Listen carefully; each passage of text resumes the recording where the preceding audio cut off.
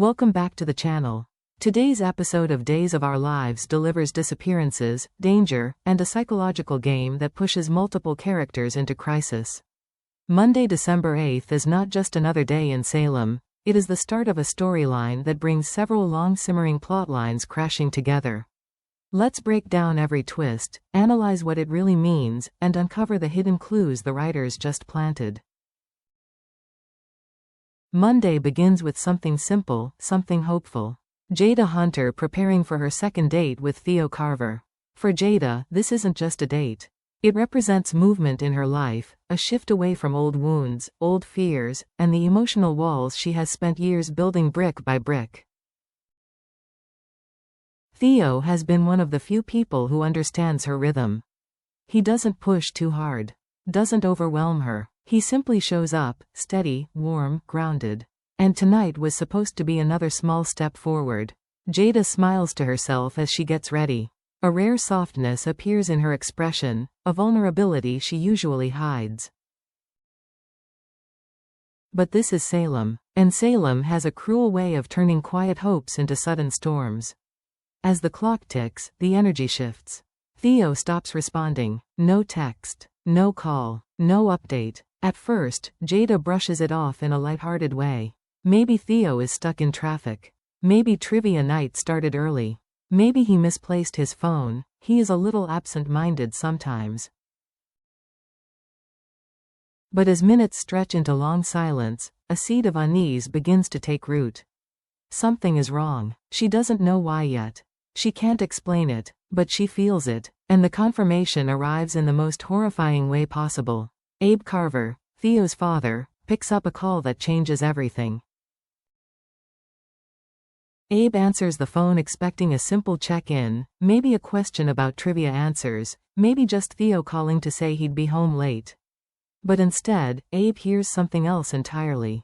Not Theo's confident voice, not his usual calm tone. He hears panic, heavy breathing, quick, uneven, shuffling sounds, like feet scraping pavement. A thud, something, or someone, hitting the ground. A muffled yell, choked off before the words can form. And then, silence, cold, absolute, unnatural. Abe freezes, eyes wide, holding the phone so tightly his knuckles turn white. That wasn't a dropped call. That wasn't a glitch. That was the unmistakable sound of a struggle, and the moment Theo was taken. Paulina rushes to Abe's side the second she sees his face collapse into fear. She tries to comfort him, but Abe can barely speak. He knows his son's voice. He knows the way Theo sounds when he's scared, or startled, or confused. But this was different. This was danger. And as the news spreads through Salem, it hits two people immediately, Gabby Hernandez and Philip Kuriakis. They were already at the pub, setting up for trivia night. Theo should have been walking through the door at any moment. But when he doesn't arrive, when they hear he can't be reached, when they learn about the disturbing call, everything clicks. This isn't Theo being late. This isn't Theo changing his mind. This is Theo disappearing without a trace. No excuses, no explanations, just a rising sense of dread heavy enough to silence the entire pub. Everyone realizes the same terrifying possibility. Theo didn't miss trivia night. He was taken before he ever got the chance to arrive. When Jada hears the news, her transformation is instant. The hopeful woman preparing for a date disappears. What replaces her is the highly trained police officer, sharp, focused, and unshakable. This is Jada at her most powerful. Not emotional, not panicked, but strategic. Theo isn't just a missing person. He is a timeline, a set of clues waiting to be uncovered. She begins pulling every thread. Where was Theo last seen? She retraces his steps from the Carver house to the pub. There are no detours, no unexpected destinations, nothing that explains his disappearance. Who was around him? Jada reviews security footage, recent conflicts, even old grudges. Theo isn't involved in dangerous business, unless someone wanted him for leverage. What motive could exist? This is the question that changes the temperature of the room. Because motive implies intention, and intention implies planning, and planning implies a larger operation. That's when the truth hits Jada head-on. This is not an isolated incident. Chad DiMera missing, Tony DiMera missing, Kristen DiMera missing, and now Theo, a carver with DiMera ties, has been taken. This is not chaos. This is coordination, a pattern, a strategy. Someone is targeting the DiMera family and everyone orbiting them. Monday's episode finally confirms what DOOL fans have suspected for weeks. There is a mastermind behind these kidnappings, someone patient, calculating, and dangerous enough to execute multiple abductions without leaving evidence behind. And Jada realizes the horrifying truth: Theo's disappearance is not the beginning. It is the next phase. Meanwhile, deep beneath Salem, inside the cold, echoing stone walls of the DiMera crypt, Chad DiMera is doing what he has always done in crisis. He refuses to give up. Even as exhaustion weighs on him, even as fear presses in from every corner, Chad's mind keeps working like a machine, calculating, testing, reevaluating. Beside him, Kristen and Tony DiMera struggle to maintain their own sanity. Their captivity has stretched on so long that time itself feels warped. Days blur together, hope rises, only to collapse again. But today, something shifts. Chad becomes determined, almost obsessively, to escape. He examines every inch of the crypt: the weak mortar in the cornerstones, the narrow slit of space along the archway, the hinges on the iron door, rusted but immovable. Kristen whispers ideas through clenched teeth. Tony tests theories by tapping walls for hollow pockets. Three DiMeras, united not by family loyalty, but pure survival instinct. But Salem's most infamous tomb is built to hold people. It was designed for secrets, for bodies, for DiMera schemes spanning generations. And every potential escape route leads to the same conclusion: they are trapped. Just as despair begins to creep in, the sound every prisoner dreads echoes through the crypt: footsteps. A scraping lock. A door swinging open. Light floods the chamber for only a second, before another figure is thrown violently to the ground. Theo Carver. Bound. Disoriented. Barely able to process what's happening. The moment Chad sees him, everything inside him freezes. Because this changes the game. This isn't just about the DiMeras anymore. This isn't about business grudges or family vendettas. This is an escalation. Kristen and Tony immediately explain the situation to Theo. They've been missing for days. Their captor is organized, almost clinically precise. Their phones are being used to impersonate them, to send fake messages, to maintain the illusion that they're fine. Every attempt to escape has failed. Every plea for help has gone unanswered. Theo listens, shaken, his mind racing. He realizes something chilling: this isn't a chaotic abduction. This is a coordinated, multi-phase operation, conducted by someone with resources, knowledge, and a very specific agenda. And then Chad voices the fear that no one wants to confront: if they took you, they're not finished. The crypt storyline is no longer just a kidnapping plot. It's psychological warfare: break them down, layer by layer, turn fear into isolation, and isolation into submission. Salem has a new villain. And they're only just beginning to show their hand. Across town, another battle is unfolding, one far quieter, but just as dangerous. Kat Green has crossed a line even she wasn't sure she'd ever cross. Drugging E.J. DiMera wasn't an accident. It wasn't a moment of weakness. It was a calculated move, and Monday's episode shows just how far she's willing to go. As E.J. lies motionless, Kat moves through the DiMera mansion with surgical precision.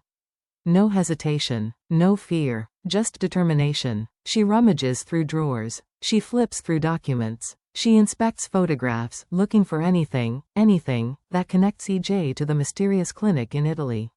This is not curiosity anymore. This is obsession. And the deeper Kat digs, the more ruthless she becomes. She is not an outsider stumbling into DiMera drama. She is someone with history, someone with trauma, someone with knowledge she has never shared. EJ is her link. Her missing puzzle piece. Her doorway into the truth she's been chasing for years. When EJ finally wakes up, groggy and disoriented, Kat is sitting right beside him, calm, composed, carefully pretending nothing unusual happened. She tells him he must have fallen asleep. EJ, exhausted and still under the drug's lingering effects, believes her. And that's when Kat strikes. Her questions begin innocently, soft, casual, almost caring. But quickly, they sharpen into interrogation-level intensity. What do you remember about Italy? Why did that clinic contact you? What did they do to you there? Why were our files connected? These are things EJ normally would never answer. But with his guard down, with the drug still blurring his awareness, he answers them anyway. His voice cracks. His eyes shift with confusion. Memories he fought to bury start to surface. A door opens inside his mind, one Kat Green has been desperately trying to unlock. And in that moment, the power dynamic flips entirely. EJ thinks he's uncovering the truth. But Kat is the one gaining control. Every confession he makes is another thread she can pull. Every detail he mutters is another step in her private investigation. And for the first time, viewers see just how dangerous Kat becomes when she's desperate for answers. As the conversation continues, Kat shifts again, from investigator to strategist. She isn't listening with emotion. She isn't comforting EJ or trying to ease his confusion. She is analyzing him, every flicker in his voice, every hesitation, every detail of the childhood trauma, the clinic treatment, the hidden files, the inexplicable connection between them. She realizes something monumental. The Italy storyline isn't about EJ's past being messy. It's about EJ's past being incomplete. There is something he hasn't allowed himself to remember. Something painful. Something possibly tied to experiments, medical manipulation, or secrets someone paid a lot of money to bury. Kat leans in closer, pushing him gently but firmly. And EJ, he breaks without realizing he's breaking. The audience sees it before he does. EJ isn't in control anymore. He isn't leading this search for truth. He's being guided, nudged, manipulated like a pawn in Kat Green's personal chess game. His obsession with Italy, the nightmares, the flashes of memory, the sense of familiarity with Kat, they make him vulnerable. And Kat? She plays into that vulnerability perfectly. She pretends to be confused when she's not. She pretends to be scared when she's not. She pretends to be supportive while mentally cataloging every secret he reveals. But the biggest twist? Kat's not operating alone. Someone has been advising her. Someone has been encouraging her. Someone who believes EJ is hiding something dangerous. And that someone is waiting for the perfect moment to step in. Rafe Hernandez has always walked a careful line between law and instinct. He trusts his moral compass. He trusts his training. And lately, whether he wants to admit it or not, he trusts Kat Green. At least, he did. Because when he agreed to help Kat, the situation seemed simple enough. A mysterious connection to EJ. A trail of clues pointing back to Italy. A woman with a past she couldn't fully remember and a fear she couldn't fully explain. To Rafe, it looked like a case worth opening. But Monday's episode reveals the first cracks, the first realization that Kat is no longer following the plan. She's improvising. She's taking risks he never approved. She's crossing lines he can't legally defend. Drugging EJ? Rafe never signed up for that. Breaking into the DiMera mansion and hunting through private files? He definitely didn't sign up for that. Digging into international medical records tied to a clinic with a suspicious reputation? That's the kind of thing that can make even a seasoned police commissioner lose sleep. Rafe begins to see the truth. Kat isn't an informant. She isn't a victim. She isn't even a partner. She is a wild card, unpredictable, emotional, brilliant, and spiraling. The deeper she digs, the deeper he is pulled in by association. And now Rafe is standing on dangerous ground. Unexpected problems begin piling up. unexplained gaps in EJ's memory, unauthorized access to DiMera property, questions he can't answer, actions he can't defend in court, and a terrifying possibility creeps in. If Kat crosses one more legal boundary, if EJ presses charges, if the truth about the drugging comes out, Rafe could lose his badge, his career, his integrity, and worst of all, Kat might be dragging him into a criminal mess neither of them can escape. In Salem, every alliance comes with a cost. And Rafe is finally seeing the bill. Monday's episode isn't just a dramatic hour, it's the foundation of a much larger storm building over Salem. This is the kind of episode DOOL writers use to weave together multiple plotlines that will explode over the coming weeks. And here's what it officially sets in motion. 1. The DiMera crypt kidnappings, a fully coordinated attack. Chad DiMera, Tony DiMera, Kristen DiMera, and now Theo Carver. 4 people, kidnapped at different times, with different backgrounds and different vulnerabilities, but kept in the same location. This is not random, this is not personal, this is strategic.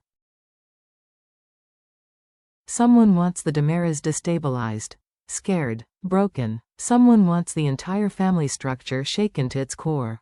And Monday confirms, the mastermind isn't finished yet. 2. The Italy clinic mystery, the storyline about to detonate. Kat's decision to drug EJ is reckless, but it also unlocks something the show has been teasing for weeks. Italy is not just a setting. It is a secret, a part of EJ's past that he has suppressed or forgotten. The more he talks, the more it becomes clear. Something happened at that clinic. Something involving EJ, and possibly involving Kat too. Whatever it is, DOOL is preparing to reveal a storyline that may rewrite EJ's backstory, expose hidden medical experiments or identity manipulation, connect Kat to the DiMeras in a shocking way, and Monday is the moment where the fuse is officially lit. 3. Rafe's moral dilemma, a career-ending choice approaches. By aligning himself with Kat, Rafe has stepped into gray territory. Now he must choose: remain loyal to Kat and risk everything, or pull away and expose her, possibly destroying her life. Either direction comes with consequences. Rafe is about to face a crisis that tests his integrity as a police commissioner, and his humanity as a man who wants to help someone in pain. 4. Jada's investigation, the key to the entire arc. Theo's disappearance isn't just another kidnapping. It's the first one that leaves behind evidence: the phone call Abe heard, the sounds of a struggle, and the timeline Jada is now reconstructing.